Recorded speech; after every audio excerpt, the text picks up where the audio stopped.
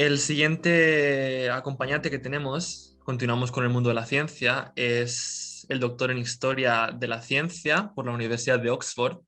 el señor Pedro Ruiz Castells. El señor Pedro Ruiz Castells, en toda su trayectoria política, en su trayectoria laboral, ha sido coordinador del Departamento de Documentación e Investigación en el Museo Nacional de la Ciencia y Tecnología de Madrid. Y en la actualidad es miembro del Instituto Interuniversitario López Piñero,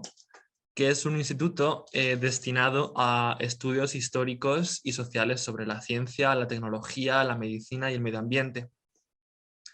Como investigador, su trayectoria laboral se ha desarrollado en el ámbito de la historia de la astronomía en los siglos XIX y XX, tanto también en la ciencia dentro de la esfera pública y en el uso de la instrumentación científica y su muestra, digamos, en museos científicos y tecnológicos. Señor Ruiz, es un placer tenerle a usted con nosotros hoy y le damos el turno. Muchas gracias. Vaya por delante mi agradecimiento a los ponentes, a los asistentes y sobre todo a los organizadores. Decía que la verdad es que yo venía un poco a presentar un proyecto, que es un proyecto que está a mitad camino entre la divulgación de la historia de la ciencia y la divulgación de la música, que es el resultado de bueno, una experiencia que tiene que ver con esa necesidad de explorar los puentes que hay entre ambos mundos, ¿no? Aparentemente desconectados, pero que realmente, como habláis antes, en la realidad están mucho más cercanos de lo que nos podría parecer. Eso se plasma en una obra que he tenido la suerte de poder publicar este año, que se llama Melodías de Ciencia, que es un proyecto de divulgación vinculado, como digo, a una experiencia en Radio Clásica, en la cual a mí como historiador de la ciencia me interesaba mostrar cómo el conocimiento científico, la producción del conocimiento científico es un elemento que está influido claramente por el contexto, ¿no? La idea de que la ciencia es un elemento más de la cultura y por tanto cuando hablamos de diplomacia científica, hablamos de diplomacia musical, estamos hablando en definitiva también de diplomacia cultural en un sentido amplio, ¿no? Y como historiadores de la ciencia, nosotros a lo que nos dedicamos justamente es a poder mostrar la importancia de ese contexto y de la historia de la ciencia. Y en la obra lo que se presenta es, es una determinada aproximación a cómo ciencia y música han ido de la mano a través de pequeñas biografías que realmente son un ejercicio de divulgación científica, pero también de introducción a la música, ¿no? A partir de, como pone ahí, aproximaciones de lo más dispares, desde músicos que son virtuosos hasta el papel de la música que tienen aquellos que son malos músicos, ¿no? Como por ejemplo Charles Darwin, que no era una persona especialmente ducha, pero que sin embargo reconoce la importancia de introducir la música en sus experiencias y experimentos, ¿no? Desde grandes figuras como Albert Einstein, que está en la portada, hasta personajes eclipsados, ¿no? Y ahora hablaremos un poco de aquello. En definitiva, una reflexión también acerca de qué es la ciencia y qué entendemos que es la ciencia en un sentido amplio que va más allá de los principios científicos, que tiene que ver con toda una serie de aspectos, de elementos históricos, económicos, políticos, sociales que conforman la práctica científica. Y bueno, algunos de los aspectos que se destacan, no voy a hacer una enumeración de lo que es el índice del libro, pero sí algunos elementos que son clave y que nos pueden ayudar a reflexionar acerca de todas estas cuestiones. En primer lugar, por ejemplo, cómo la historia nos muestra que la formación musical ha jugado un papel determinante desde el punto de vista de la construcción del conocimiento científico como una herramienta de lo más valuosa, de lo más valiosa, ¿no? Y en ese caso tenemos incluso en los orígenes de la ciencia moderna, hay varios autores que han estudiado, que han planteado la importancia que tuvo el conocimiento musical, la producción de conocimiento musical y la práctica de la música en el desarrollo de la nueva ciencia, que a partir de eso que denominamos la revolución científica a partir del siglo XVII, pues va a acabar consolidándose como una de las mejores maneras más confiables de acceder al conocimiento, ¿no? De hecho, el ejemplo más claro es el ejemplo de Galileo Galilei, hijo de un teórico musical, de un laudista compositor que realiza experimentos acústicos, que además le va a inculcar a su hijo una actitud especialmente importante para el desarrollo de su actividad científica, como es el desafío a la tradición y a los criterios de autoridad, a partir, como digo, de cuestiones que tienen que ver con la música, el uso de quintas y octavas paralelas que estaban prácticamente prohibidas y que, sin embargo, para Vincenzo Galilei no son un inconveniente en determinadas circunstancias, y que, como digo, absorberá, asimilará también su hijo Galileo para plantear toda una serie de aspectos científicos que desafían justamente a la tradición, que desafían esos criterios de autoridad de la física aristotélica hasta entonces aceptada. De hecho, bueno, Galileo también es laudista, tiene un gran interés por el canto, contrariamente a lo que en muchas ocasiones expresaban algunos de sus contemporáneos, que entendían que la música instrumental era mucho más sublime, ¿no? Y es una de las personas que se interesa por esos inicios de la ópera, pero lo que me interesa aquí mostrar sobre todo es cómo, y lo que hace el libro un poco es divulgar el hacer Galileo, esa famosa controversia acerca del movimiento de la Tierra alrededor del Sol, la defensa del sistema copernicano, como eso en realidad es una cuestión que no tiene que ver con ciencia y religión, sino que tiene que ver con el poder, ¿no? El desafío al poder establecido, y eso se explica, como digo, en el libro, pero lo que me interesaba aquí era mostrar cómo esa formación musical para Galileo es fundamental a la hora de construir el conocimiento científico. De hecho, en su obra, que realiza ya estando bajo arresto domiciliario, una vez le ha sido conmutada la pena de muerte por ese arresto domiciliario, realiza una serie de experiencias que formarán las bases de lo que es la mecánica, la cinemática de la ciencia moderna. En esos discursos y demostraciones matemáticos sobre dos nuevas ciencias que publican en el 38, 1638, realiza toda una serie de experiencias en los cuales el papel fundamental reside en la medida de pequeños intervalos de tiempo, algo muy poco fiable en ese momento con los mecanismos y la tecnología existente, pero relativamente sencillo para una persona con formación musical como es su caso. Y de hecho sus famosos experimentos con planos inclinados los hace a partir de cuerdas de laúd, de manera que las ajusta para que ese ritmo, esos tiempos coincidan, sean lo más similares posibles y llegar a sus conclusiones. Además, lógicamente, de todo otro tipo de estudios relacionados con lo que llamaríamos la acústica, el estudio científico de ondas acústicas, que le llevarán a desarrollar conceptos como el de frecuencia. Bien, este no es más que un ejemplo. Quería pasar aquí, a ver, a la siguiente diapositiva, aquí. Me salen las traducciones en el chat y a veces no puedo pasar a la diapositiva. Vale. Lo siguiente es abordar también ese puente que hay, o ese recorrido que hay en una dirección y en otra entre ciencia y música. Tenemos ejemplos de músicos convertidos en científicos, músicos como los hermanos Herschel, William Herschel y Caroline Herschel, que son hijos de un jardinero que ingresa en la Guardia de Hannover como oboísta y que formará a sus hijos, como, sobre todo a los varones, como músicos también. Lo que pasa es que en tiempos de guerra, pues bueno, se da cuenta que no es el mejor lugar para estar, aunque sea una banda, estar en el ejército, y por tanto los dos hijos mayores de William Herschel, entre ellos William Herschel hijo, desertarán y se irán a Inglaterra a ganarse la vida como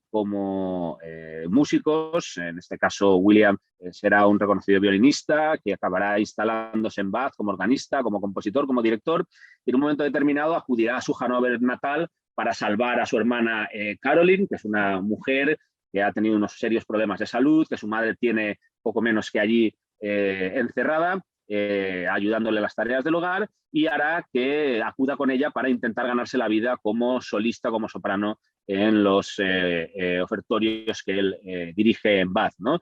Y bueno, ya a la vuelta, en ese viaje de vuelta, ya la hermana se da cuenta de ese interés de William Herschel por la astronomía,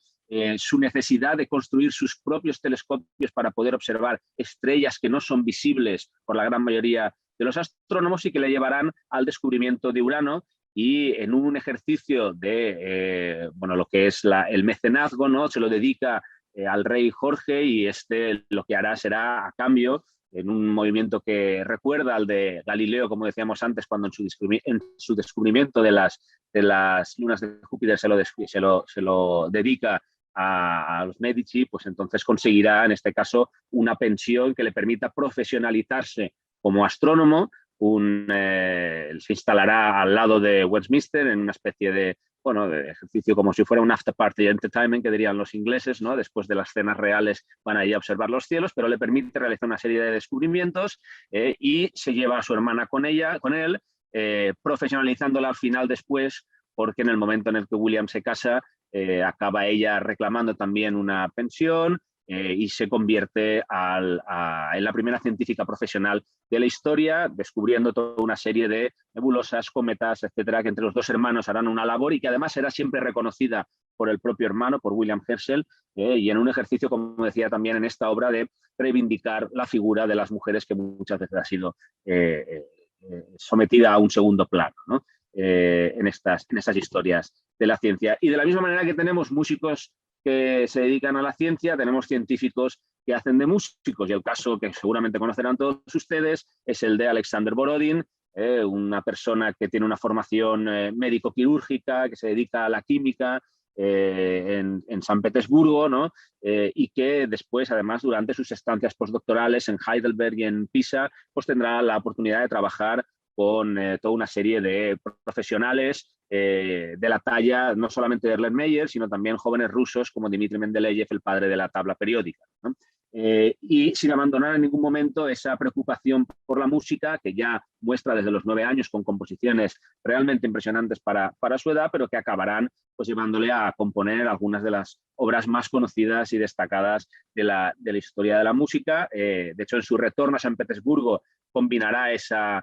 faceta musical con la química, se dedicará a la consultoría química como responsable del laboratorio químico de la Academia Médico-Quirúrgica de San Petersburgo, y poco a poco irá abandonando esa investigación en pro de otros proyectos más políticos, ideológicos, si se quiere, como la apertura de una escuela de medicina para que las mujeres puedan estudiar, y también, lógicamente, por la composición con sus sinfonías y sus diferentes obras que son de sobra conocidos, ¿no? Como dice ahí, en este caso Borodin, él entendía que su fama como compositor debía mantenerse en el anonimato porque realmente era para él un pasatiempo que le distraía de su principal ocupación, que era su cátedra, que era la química. Y luego un elemento que yo quería resaltar aquí, porque ya que estamos hablando de diplomacia científica, diplomacia musical, hay un elemento fundamental que aparece en el libro también, que tiene que ver con la socialización. La música como elemento fundamental de socialización y como una herramienta para legitimar determinados planteamientos científicos. Y ahí tenemos el caso de Mateu Orfila, un estudiante de medicina, nacido en Menorca, pero que estudia en Valencia, en Barcelona, y acaba en París, y se acabará convirtiendo en el padre de la toxicología moderna con su tratado sobre los venenos de 1814. De hecho, Orfila utilizará los salones parisinos para conseguir muchos favores en pro de esa nueva disciplina y de su propia carrera profesional. Es nacionalista francés en 1818 para poder acceder a una plaza de profesor de la Facultad de Medicina, y de hecho acabará convirtiéndose en catedrático y en decano de la Facultad de Medicina, la máxima autoridad docente, en ese caso en la Francia del 19, ¿no? Que adquirirá además mucha o cierta fama como perito en procesos judiciales, y que bueno, combinará, como decía, o logrará en esa socialización que realiza en los salones parisinos una serie de favores importantísimos, por ejemplo, para que se adquieran algunos de sus tratados por parte de jueces y estudiantes, para legitimar en esos salones parisinos a los cuales acude las fuerzas vivas del París del 19, bueno, toda una serie de como digo, favores o tratos de favor que les serán fundamentales para ese avance y esa consolidación de una nueva disciplina como esa medicina legal en la Francia del 19, ¿no? Con un talento que él mismo llevará a esos salones, abriendo el suyo propio. De hecho, él es tentado en varias ocasiones antes de convertirse en profesor en París por el Teatro Italiano de París, ¿no? Y es allí donde conocerá a las autoridades que le abrirán las puertas, incluso algunas de las condecoraciones más demandadas y más difíciles de conseguir en aquellos tiempos. Y de la misma manera que tenemos elementos que en el caso de Orfila yo creo que es claro, ¿no? Hay otros en los que, por ejemplo, la socialización, la sociabilidad también juega un papel fundamental, y se construye alrededor de esas sesiones musicales, toda una serie de relaciones personales y científicas que serán cruciales para el desarrollo de la ciencia de finales del XIX y principios del XX. En el caso este he escogido una triada que surge del científico alemán Hermann von Helmholtz, que como pone ahí es un médico militar con un estudio de formación, es uno de los padres de lo que hoy llamaríamos el principio de la conservación de la energía, porque lo formula en su generalidad en 1847, en esos intentos por tratar a fuerzas como la electricidad o el magnetismo de manera no mecánica, como sucede con el calor. Y entonces, bueno, realiza una serie de estudios, como pone ahí, de bases físicas, matemáticas, fisiológicas en relación con la producción musical, será reconocido por ello y acabará llevándole eso a la vanguardia de los estudios que tienen que ver con las ondas, como pueden ser las ondas electromagnéticas, incluso en esos intentos por entender la percepción de la música y de los sentidos del ser humano, llevará a explorar algunas matemáticas de lo más avanzadas para el momento, como son las riemannianas, ¿no? las matemáticas desarrolladas en ese momento por Bernard Riemann, ¿no? Claro, lo que es fundamental es que Helmholtz en este caso construye o produce o acoge en su hogar, ¿no?, una serie de sesiones a las cuales acuden una enorme variedad de músicos, artistas, pero también científicos. Entre ellos, por ejemplo, Max Planck, que es aquí aparece, lo tenemos ahí, otro gran pianista, igual que él, organista, director, alumno suyo, y que, como saben todos ustedes, bueno, pues el interés por la termodinámica le acaba llevando al desarrollo de su teoría de los cuantos, una de las teorías, uno de los pilares fundamentales de la nueva física del siglo XX, y que participará en esas reuniones en casa de los Helmholtz, y que cuando muera Helmholtz será quien acabe, en este caso,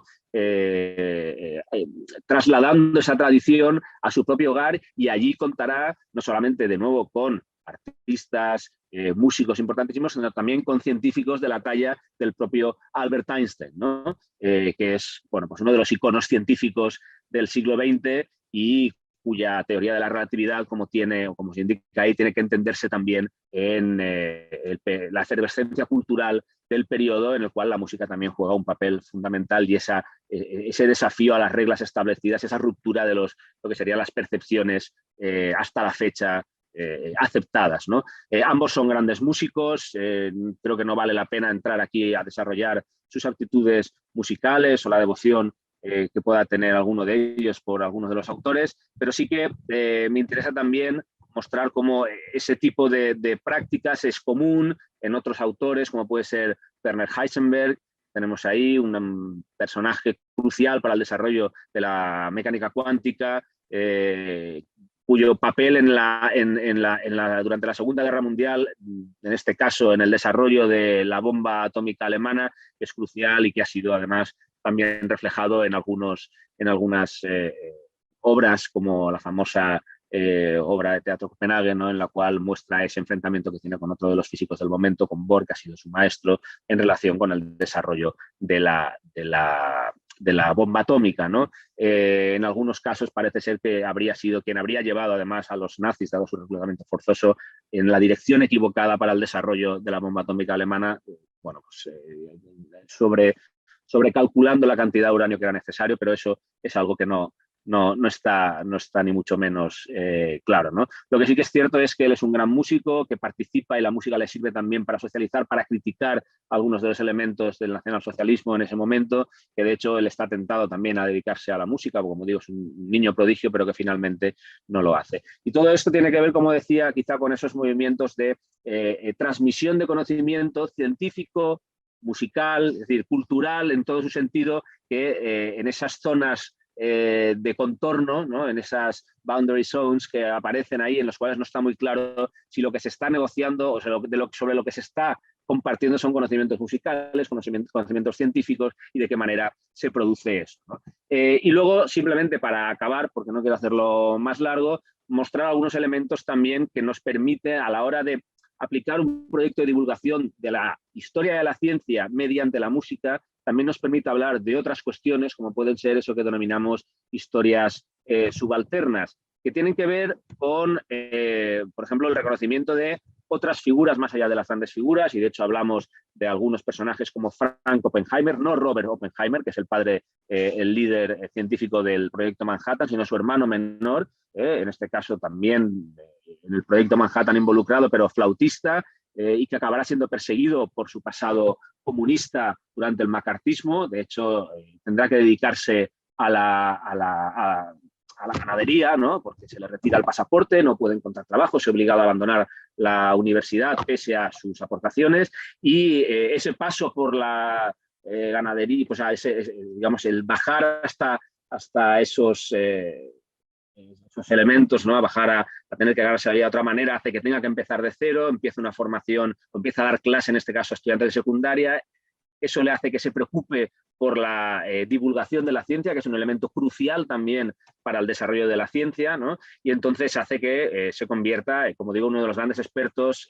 a partir de la creación del Exploratorio de San Francisco, que, como saben, se convertirá en un centro interactivo que tendrá tantísimo éxito que aparecerán multitud de copias por todo el mundo, y que incluirá también elementos artísticos de nuevo aquí, es decir, espacios en los cuales ciencia y música van de la mano, porque, por ejemplo, hay un programa de artistas en residencia que acogerá a muchos músicos también en estos espacios, en estas zonas de transición entre ambos mundos. Por supuesto, también nos permite hablar este proyecto de otros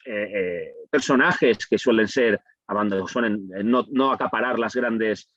portadas de los libros de historia de la ciencia, como pueden ser los fabricantes de instrumentos. Es verdad que en este caso tenemos un fabricante que acaba desarrollando una gran carrera científica, como es Charles Wheatstone, cuyo interés por la mecánica y por la construcción de instrumentos musicales le llevará a hacer toda una serie de experiencias sobre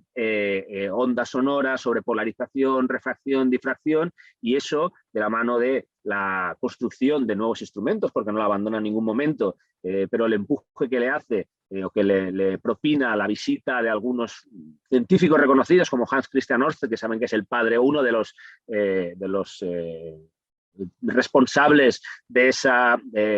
unión entre electricidad y magnetismo en el siglo XIX, pues hará que desarrolle una carrera científica también, y hará que acabe, bueno, pues desarrollando elementos de tecnología como puede ser el telégrafo de 5 agujas, que es verdad que después se verá bueno, pues supeditado al éxito que tendrá el sistema de Morse, pero no deja de ser interesante mostrar estas figuras que proceden de otros elementos, de otros ámbitos, y que gracias a la música, en este caso a la fabricación de instrumentos, acaban desarrollando una carrera científica. Y por acabar, la última diapositiva ya, mostrarles otro de esos colectivos que han sido muchas veces olvidados, ensombrecidos, como son las mujeres, ¿no? Y en este caso, a partir de la tradición musical y de la pasión que tenía por la música de Cecilia Penga-Poskin, pues que tiene, como dice ahí, la posibilidad de formarse tanto en el ámbito científico como musical, en el ámbito científico con profesores y laboratorios especializados de una escuela que tiene como profesor de música a Gustav Holst,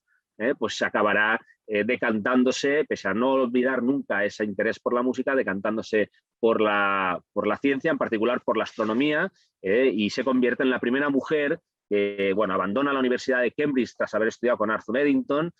porque allí pueden estudiar, pero no tienen un título, para irse al Observatorio de Harvard a realizar su tesis doctoral y, bueno,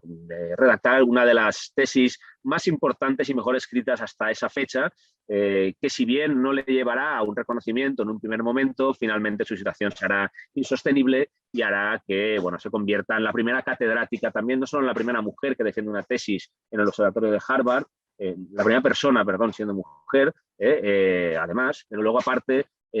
su labor la llevará a ser la primera catedrática de astronomía en el Observatorio de Harvard, y, como digo, siempre con una presencia de la música